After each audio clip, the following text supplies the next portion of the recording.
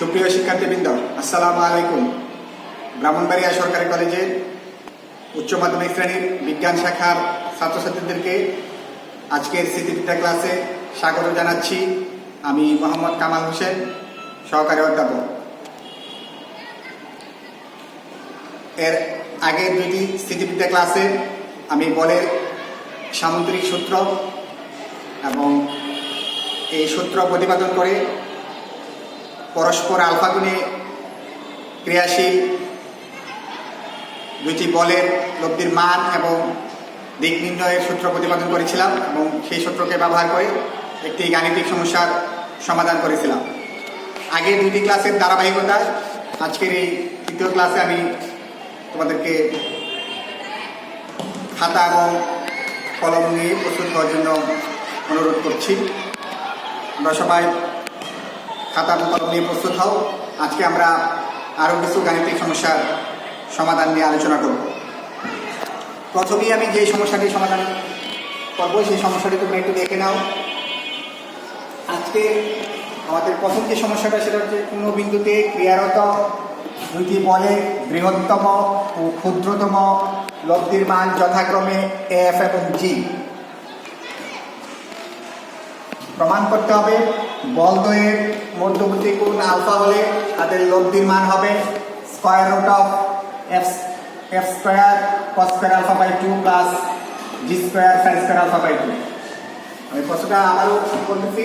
মূল কথাটা কি, যে দুইটা বল তাদের বৃহত্তম লব্ধি হচ্ছে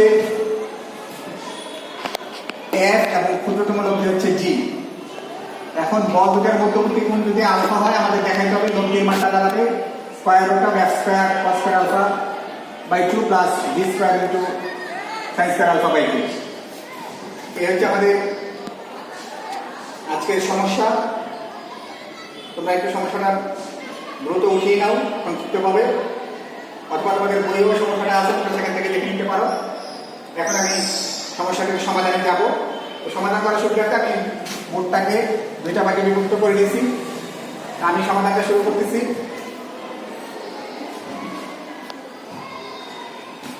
দুইটা বল বলতে তো আমরা ধরে নিলাম, মনে করি বল দ্বয় পি এবং কিউ, যেখানে পি গ্রেটার দেন কিউ। আমাদের বল দুইটা ধরে নিলাম পি এবং কিউ, এবং পি কিউর মধ্যে পি হচ্ছে বড়। তা আমরা জানি, আগের ক্লাস থেকে আমরা দেখছি যে দুইটা বলের বৃহত্তম লব্ধি তাদের যোগফলের সমান হয়। তাহলে বৃহত্তম লব্ধি এখানে দেওয়া আছে এফ, এফ সমান হচ্ছে P plus Q, equation number 1। এবং ক্ষুদ্রতম লব্ধি এখানে প্রশ্ন মধ্যে ক্ষুদ্রতম লব্ধি হচ্ছে জি, তাহলে জি এর মান দাঁড়াবে G equal to P minus Q, equation number 2। এখন ইকুয়েশন 1 এবং 2 থেকে আমরা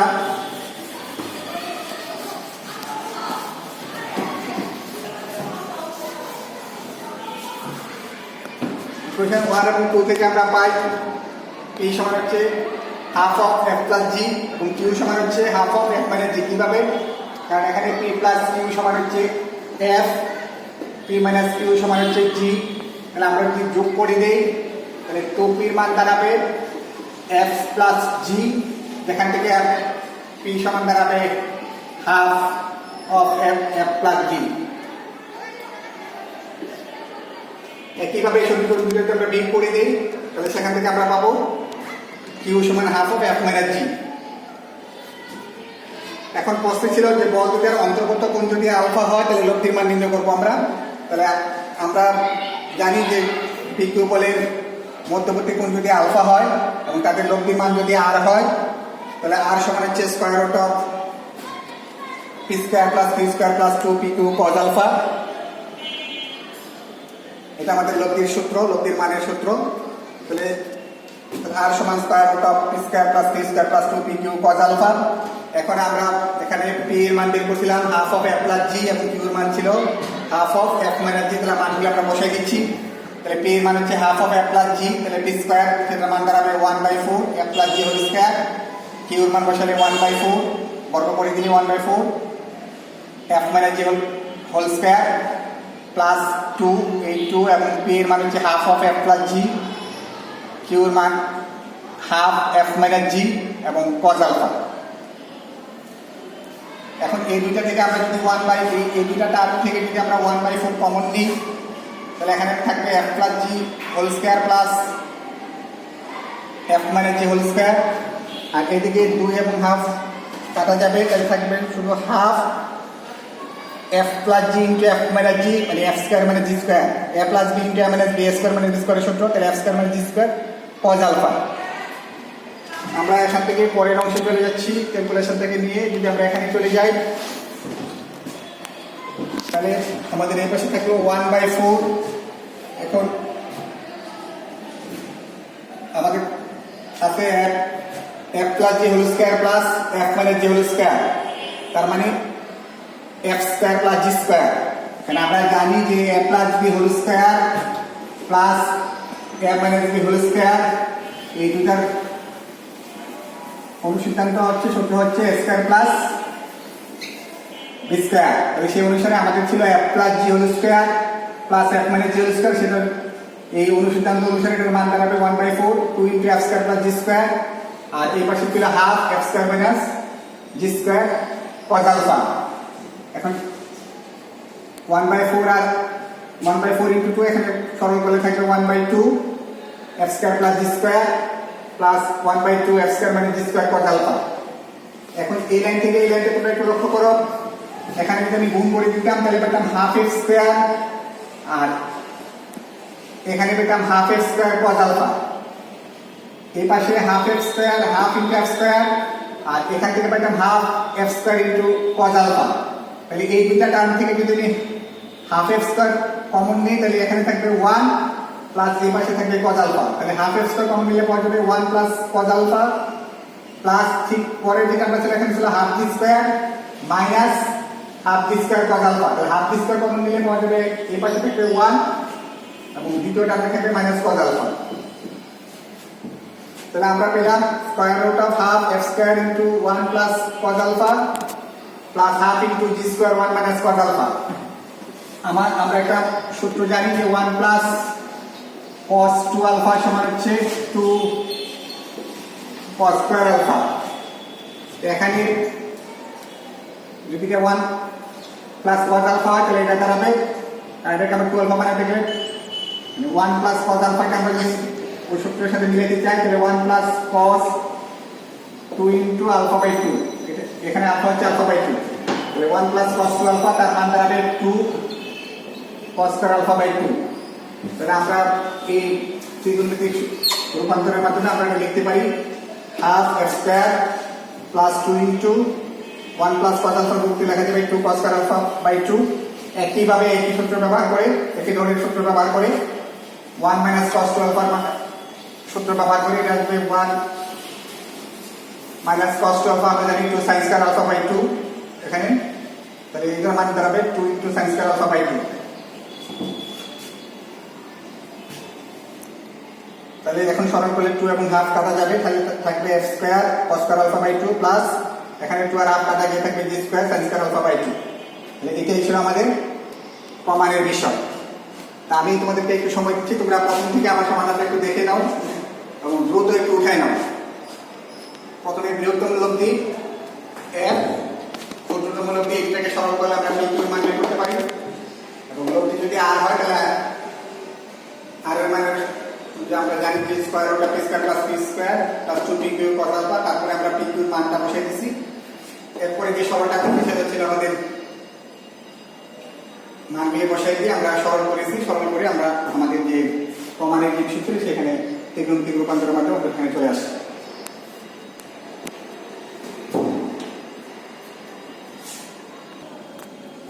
এখন আমরা আরেকটি সমস্যার সমাধান নিয়ে আলোচনা করব। আগে সমস্যাটা দেখে নাও। 2 নম্বর সমস্যাটা হচ্ছে কোনো বিন্দুতে ক্রিয়ারত পি কিউ মানের দুইটা বলের লব্ধি পি বলের দিকের সাথে 60 ডিগ্রি কোণ উৎপন্ন করে। পি কিউ বলের লব্ধি পি বলের দিকের সাথে 60 ডিগ্রি কোণ উৎপন্ন করে। পি বলটিকে দ্বিগুণ করলে, অর্থাৎ পি বলের পরিবর্তে 2s পি বল হলে উক্ত কোণ মানে অর্থাৎ লব্ধিটা উক্ত কোণ 30 ডিগ্রি হয়, অর্থাৎ লব্ধিটা পি বলের দিকের সাথে 30 ডিগ্রি কোণ উৎপন্ন করে। আমাদেরকে পি এবং কিউ এর অন্তর্গত কোণ নির্ণয় করতে হবে। প্রশ্নটা আবার ব্যাখ্যা করতেছি। পি কিউ দুটা বল, তাদের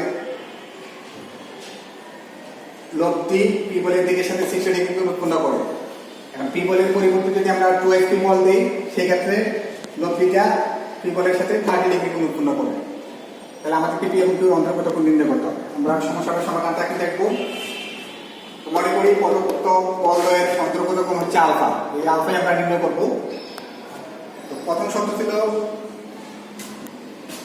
যেহেতু বলদ্বয়ের লব্ধিটা পি বলের দিকের সাথে 60 ডিগ্রি কোণ উৎপন্ন করে, তাহলে আমরা বলের সামগ্রিক সূত্র ব্যবহার করে যে লব্ধির দিক নির্ণয় করছিলাম সেখানে আমরা পাইছিলাম tan 60 tan থিটার মান আসছিল Q sin alpha divided by P plus Q cos alpha. এখানে আমাদের থিটার মান হচ্ছে 60 ডিগ্রি।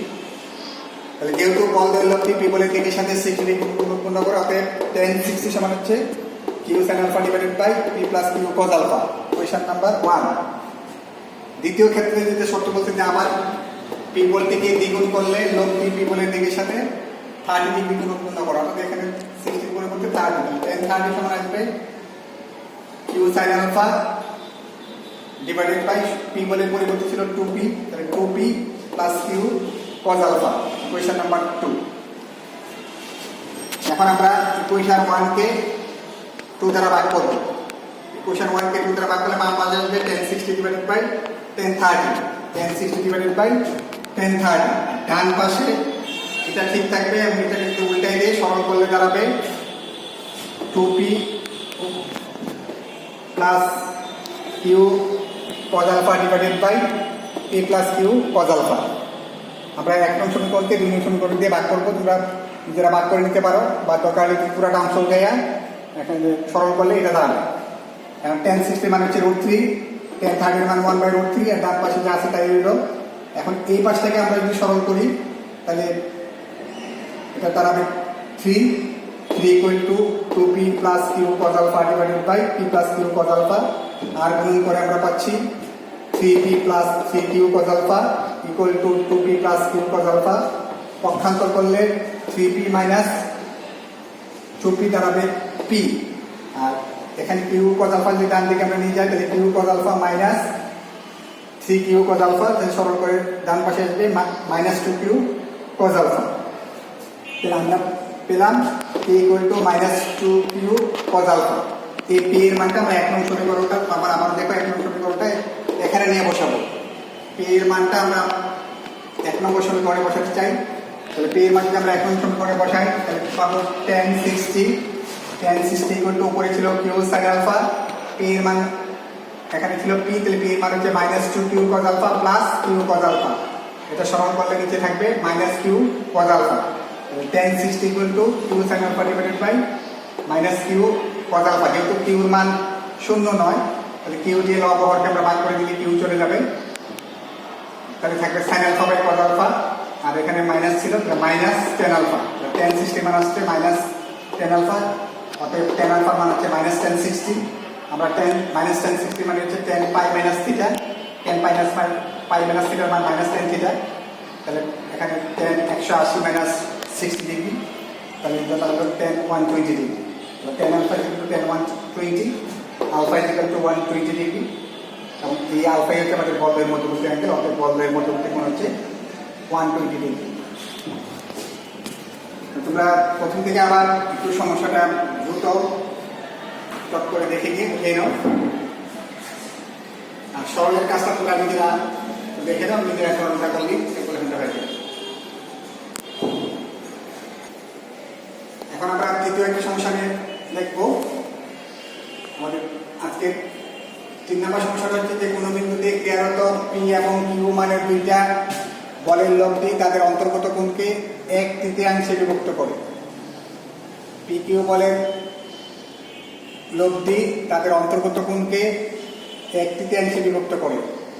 তাহলে সেক্ষেত্রে আমাদের দেখাইতে হবে তাদের অন্তর্গত কোণের পরিমাণটা হবে 3 cos ইনভার্স p/2q এবং তাদের লব্ধির মান হবে p square minus q square by q, যেখানে p গ্রেটার দেন q।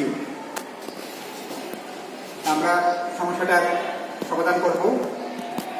আমরা চিত্রটা দিকে তাকাও, আমি OACB সামুদ্রিক এখানে আছে, ও দ্বারা p বল এবং OB দ্বারা q বল সৃষ্টি করতেছি। তারপর শুরু করতেছি সমাধানটা। মনে করি OACB আবারও খেয়াল করে চিত্রটা ও এ সি বি সামান্তরিকের ও এ এবং ও বি বাহু দ্বারা যথাক্রমে পি এবং কিউ বলদ্বয়ের মান দ্বীপ ও ক্রিয়া রেখা সূচিত।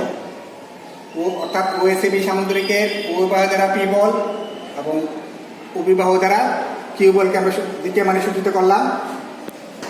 ধরে নিলাম ধরি বলদ্বয়ের অন্তর্গত কোণ 3 আলফা।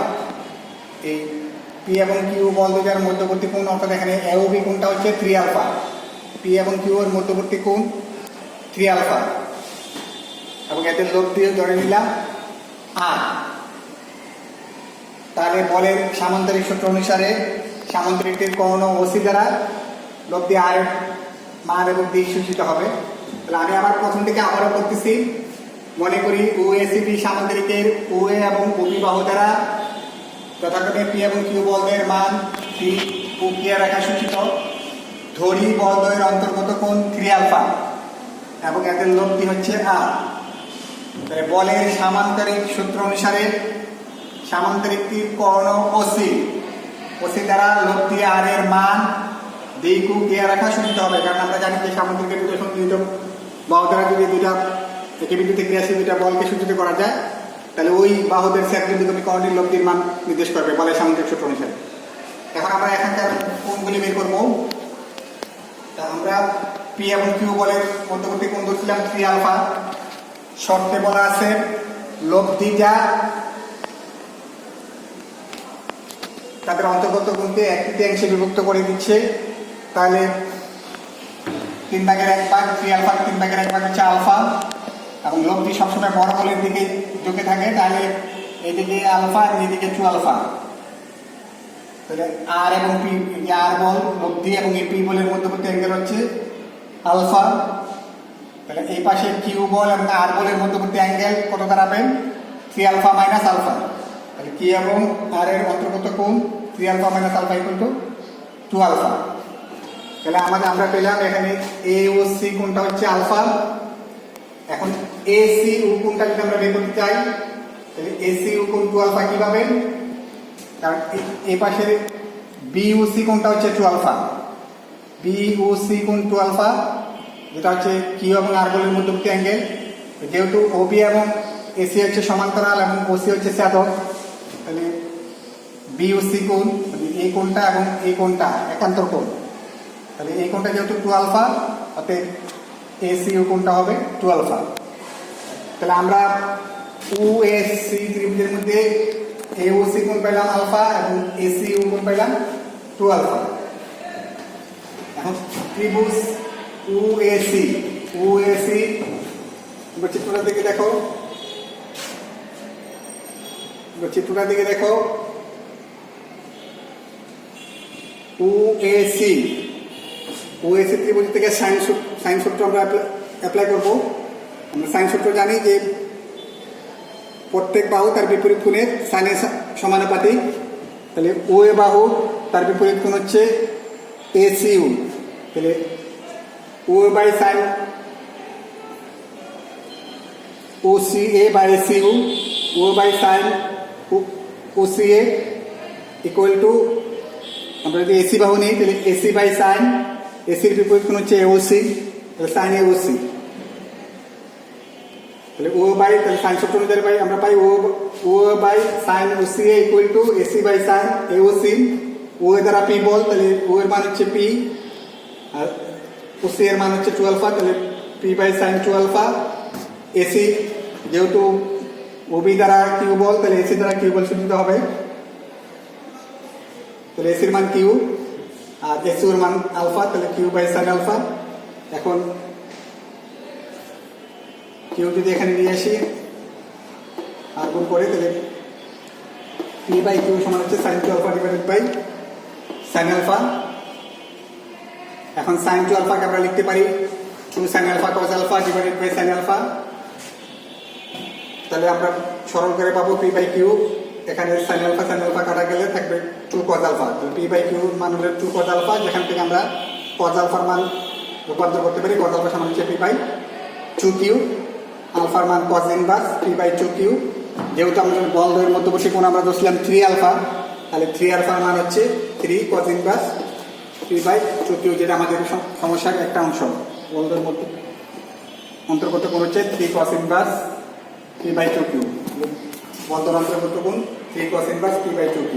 এখন আমরা লব্ধির মান নির্ণয় করবো। তার আগে আমরা cos 3 আলফার মান বের করে নিই।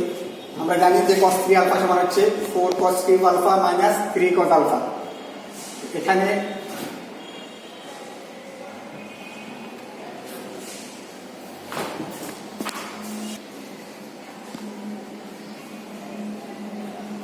cos আলফার মান আমরা বের করছিলাম p বাই 2q, তার মানটা বসাই দিলে p cube by 8q cube minus 3 cos alpha. 3 cos আলফার মান হচ্ছে p বাই 2q। এখন আমরা সরল করলে এখানে পরে এই পাশে থাকবে p cube by 2q minus 3p by 2q, দশাগু করলে 2q, উপরে থাকবে p cube minus 3pq pq square. তাহলে আমরা cos 3 আলফার মান পেলাম pq minus 3pq square divided by 2q। এখন বলদের লব্ধি যেহেতু r, তাহলে r এর মান হচ্ছে square root of p square plus q square plus 2pq cos, তাদের মধ্যবর্তী অ্যাঙ্গেল হচ্ছে 3 আলফা, তাহলে cos 3 আলফা।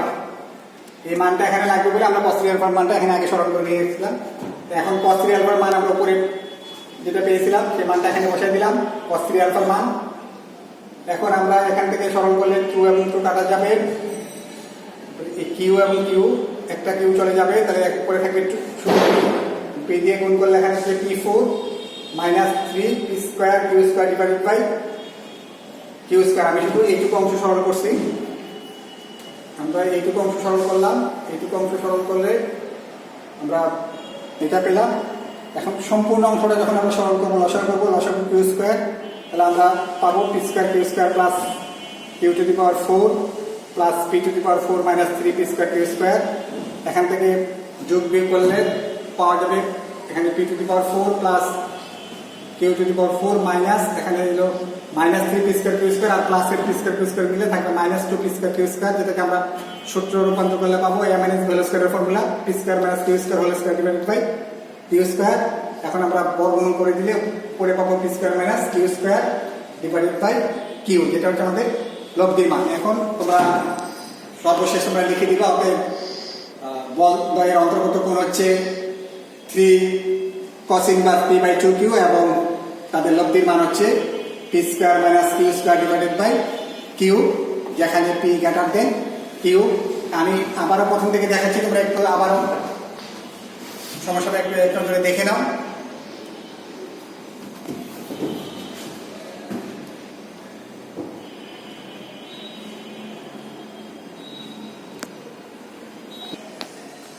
প্রিয় শিক্ষার্থীবৃন্দ, আজকের ক্লাস এই পর্যন্তই।